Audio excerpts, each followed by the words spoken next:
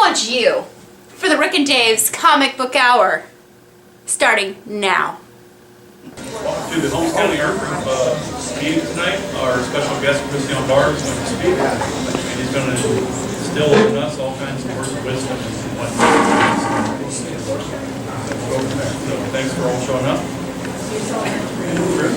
By the way, I know I'm in the right place because you guys are a lot like me and that you're not politically correct either. Yes, I do. Okay, anyhow, I work as a pop artist. I do a minimum output every year of at least, I get like a minimum of at least. You like that? That's a loophole. That's what we call it.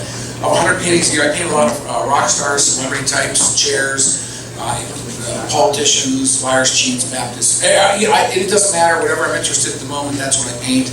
And I sell my work. I work as my own agent because I get tired of firing them. You know what I mean?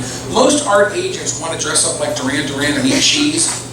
Okay? Go to parties, eat cheese, and drink wine, and they never want to like crash the plane into the cash register. So I don't understand what that's all about. Me, I'm a capitalist. I'm an American. I try to be a benevolent capitalist and give something back, but still, let's be honest about art, okay? If you're an artist, your art, whether you say, I'm not in it for the money or I'm in it for the money, okay, it's all product. Let's just deal with that, okay? It's all product. You know how I know that? Because when you die, everything you own either ends up in the Louvre, okay, in a small gallery, or in a garage sale, okay? That's how it works. So it's either $500,000, $500, or 50 cents. That's how it works. Everything you own, somebody else is going to own. That's the way life is. When you go to a garage sale, you're buying people's junk. When you go to an antique store, you're buying people's really old junk. Okay, and we always look at everything as if it's a very religious object. We're holding it up and we're saying, wow, that is a nice patina.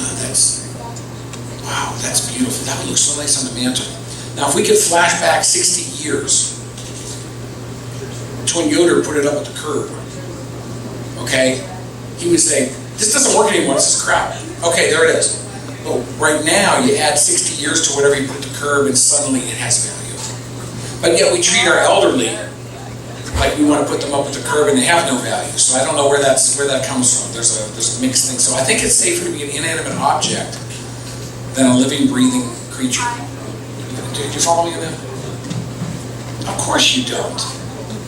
You're not caffeinated. Are you drinking an organic drink?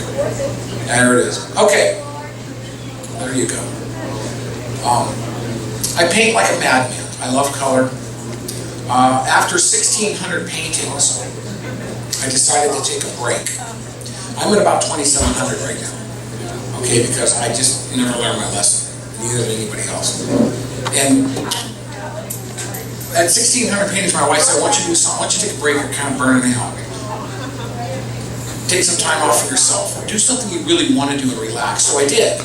I started to do some comic books. And I was raised with them. As a matter of fact, my dad used comic books to bribe me to sit still during haircuts. You know, because he used to take me to a barber, okay? And then we used to fidget too much. So he would put us in a headlock, plug it in, sneak up and just wow. It didn't matter where it was. You know, we had reverse mohawks most of our life. You know, mohawk is the part that sticks up in the middle of your head. We had, like, this part here was sticking in the sides. And we'd go to the fair and everything, and we didn't even care. We were like, you're not going to give me a haircut before school. Because Indian summer, we were crazy like Indians, right? So, but when my dad did take us to get haircuts, I learned that if I fidget just a little bit, he would reach down and they used to sell comics on a rack. This is back in the 60s when everything was affordable. And I'd get a Casper the Ghost. All right. And I'd read it, because I didn't know how to read. I had a lot of pictures. You know what I mean? That's the best kind of stuff. And then it got to the point where I said, I like these. I think I'd like another one. So I'd fidget a little bit more, fidget a little bit more, and he'd give me a second one. Okay? Now by the time I got done fidgeting the third time, I got smacked.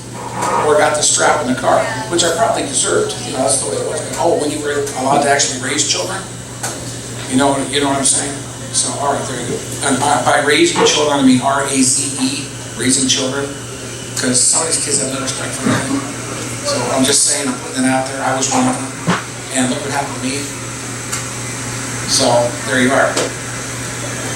But anyhow, so I loved comics, and I decided let's just spend a little bit of time to do some comics. So I had spent my entire life reading about comics, about the industry, about distribution systems, about how to get them printed, everything about, I knew all the names in the business, the whole entire deal. And so I thought, well, it's probably a good idea that I do a cartoon character that hasn't been done before, maybe something that's kind of personal to me, because everybody owns the other ones, and I don't want to go to jail, right? So I came up with a character called Mr. Beat, not Bean, Mr. Beat. He's a little beatnik. You guys know what a beat is, right? Right? Jack Kerouac, On the Road, Ginsberg, I apologize for him, William S. Burroughs, that type of thing, beat philosophy, that type of beat berets, coffee, art, music, social commentary, good looking chicks, bongos. You know what I'm saying? I just say it, I don't even hide it, I just tell you. There you go. She's like, oh yeah. So there you go, good, thanks. So I put out a comic book about Mr. Beat, and I thought, well, I have coffee mugs too, because it's coffee fuel. For the Beat generation, coffee is Sacramento, right? And that's, by Sacramento, I don't mean California. I mean, Sacramento, totally. And it's the blood of the beats. My wife is holding up a copy right there that really needs to be in your house.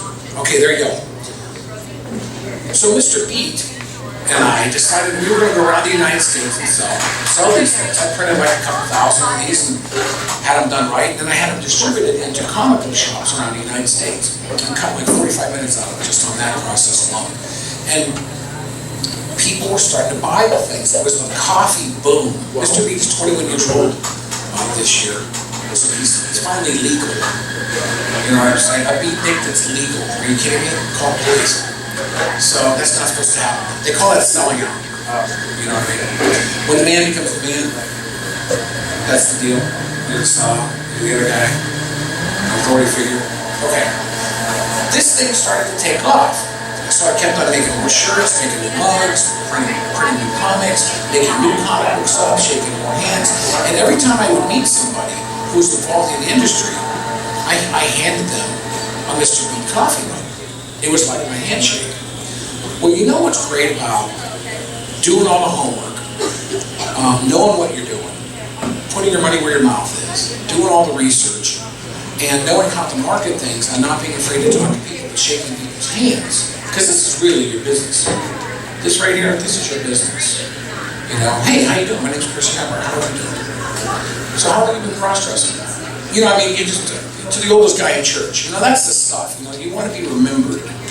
So make sure you maim them inside. Put a brain tattoo in there. So they can't get you out there. That guy's an idiot. Well, there it is. You're in the idiot file. But you're the funny idiot. So that works. But I thought, instead of just letting people know I was an idiot, I would just give them a free coffee. Well, as it turned out, the lesson is if you do your very best and you really push it like a madman, sooner or later, somebody does something behind your back that you don't realize is happening. That's the beauty of living. And I got a phone call. I was helping my wife with dishes. Guys, help your wife with dishes. The phone will ring, okay? I just hope it's not her. Okay, so the other shoe. Shut up. All right. And I got a phone call from my friend Bill Morrison, and he told me, he says, hey, Matt just came out of the office and said he wanted to hire some more writers. And I said, Matt who? And he said, Matt Groening. Who do you think I'm talking about? Because he worked for Matt Groening's publishing company. Now, do you know who Matt Groening is at all? All right. He said, Matt came out and said, you'll love this, Chris. Pay attention. I said, go ahead. He goes, I need new writers. I need somebody who's highbrow and lowbrow at the same time, somebody who's subversive. He said, because we want to take and put out some new Bart Simpson comics. And he said, they said, who do you have in mind? He said, your name came right out of his mouth. He said, that beat guy, Yambar. Ready? And he points to the coffee mug that I had given his people to put on his desk, which he still uses that coffee mug every single morning. How cool is that? It's okay, say it with me. Very cool. Very cool. Oh, you guys, now I know I got you. Okay, good. You guys actually fell for that. You guys are listening. Thank you. So anyhow, I said, this has got to be the most terrible joke in the world, but the greatest day of my life. He said, will you take the job? And I said, sure. So he says, okay, we'll send you out the paperwork. And be thinking about ideas. I said, thanks. I hung up the phone, and I said, and I told Maureen what happened, and she looked at me like, what? She said, yeah, your whole disposition changed and everything. And then she started laughing. It took me 10 minutes to realize that I just said that I would write for that company without ever talking about money or getting paid. Between me and you, I'd have done it for free. But that would have been 14 years worth of free work that I would have done for them, because this is the biggest thing. The Simpsons are the biggest comedy thing that's ever hit the globe since Mickey Mouse. In this century, this is the biggest thing. Everyone knows what this is. And we don't use the F word in our house. Family Guy, we don't use that in our house because we already got the original, we don't need the Xerox. I said that out loud. Thank you very much. So, it's a true story. Because the Family Guy is really only 4 minutes of original thought, and the rest of it is non sequitur jive that doesn't make any sense. You know what I mean? But the dog talks, so I guess that's why it stays on TV. But every show that I do, I get some Family Guy nut that comes up to me and says, hey, Family Guy's way better than Simpsons, don't you ever forget it. And I go, hey, you know what? You're missing something. What's that? I said, someday the Simpsons are going to come to an end. They said, oh yeah, you're right. But Family Guy's going to still be on TV. I said, yeah, but you know what? I live in a beautiful world. One where there's justice and balance. I get to see Family Guy get canceled twice. Never forget it. So, there you go. That's a British victory or something. Google it. All right, there you go. All right, they're here every Sunday, folks. You guys laughed at that joke. You need to be here. Okay, what else can I tell you? So, the thing went crazy. I've been with him for 14 years. I'm still taking Uncle Matt's money. And now that's opened up all kinds of doors for me to talk to classy joints like this, penitentiaries, brothels, Southern Baptist Convention, actually schools, theological seminaries, art institutes, and that type of thing. So, I'm pulling your chain, but it's like a gift that just keeps giving. And I love it. Now, people are interested in the other characters. It all goes back to Mr. Beat. It always goes back to Mr. Beat, which is my Mickey Mouse. People are now interested in Mr. Beat again. So, every once in a while I talk to a producer who wants to make him move around. Personally, I think he needs to lean on the Dunkin' Donuts logo, is what I think he needs to do.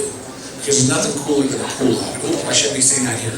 Erase that part of the tape, Nixon said. So there you go. And Hillary said that too. Just get that out of there. We're just throwing them all into the bus. It doesn't really matter to me. So there you go. Any questions at this point? Because then we're going to get into a few things about art and art management. Thank you. Good. That was a good question. What? I'm sorry. I am married. We covered that, honey. I'm sorry. And stop looking at me, sir. Okay. So here we go. Are we ready? We're ready. Of course we're ready. I guess you could apply this to anything that you're doing in life. Okay? If this is all you get out of anything that I say, well, then you're a slow learner. But this is really important. Take the time to find out why you're here on this planet. Find out what you're supposed to do in life. Find out what makes you happy and how close you can get to doing it. Okay? So find out what you're supposed to do in life. Then do a lot of it. I'm talking a lot of it. Don't put your toe in the water, jump in the freaking deep end, and keep sinking until you hit the bottom. Okay? And in life, sometimes we will hit the bottom for other reasons too. But just use that to propel you forward, and we can burst out of water like a very wet phoenix. That's really important. Okay? Commit yourself to what you love. 100%. Okay? Do a lot of it. And strive to become the very best at what you do. That's really important. If you're going to go into humor, you better learn how to tell a joke. You better learn how to manipulate a room or talk to somebody. You you also better take and get paid in advance. That's how that always works. The $500,000 they pay me to be here tonight is, I want to tell you it's going to charity, but it's going to me. So I'm putting it out there.